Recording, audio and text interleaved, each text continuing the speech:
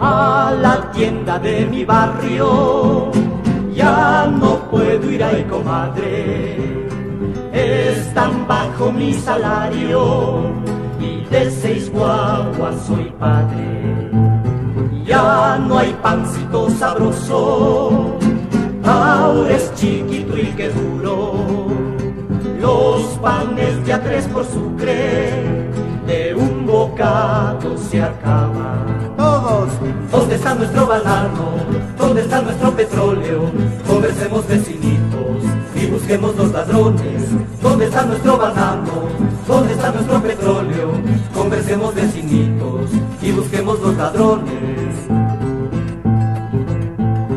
Ahora venden leche fera en cajas de 5 sucres, 2 sucrecitos la leche y 3 sucres por la caja. La leche de nuestras vacas, aunque aguada alimenta, los gringos hacen la caja que se bota la basura. Todos. ¿Dónde está nuestro banano? ¿Dónde está nuestro petróleo? Conversemos vecinitos y busquemos los ladrones. ¿Dónde está nuestro banano? ¿Dónde está nuestro petróleo? Conversemos vecinitos y busquemos los ladrones.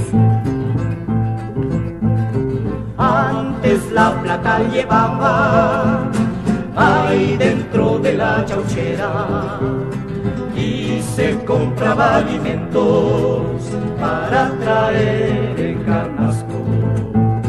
Ahora la plata, comadre, hay que llevar en canastos y traer los alimentos ahí dentro de la chauchera.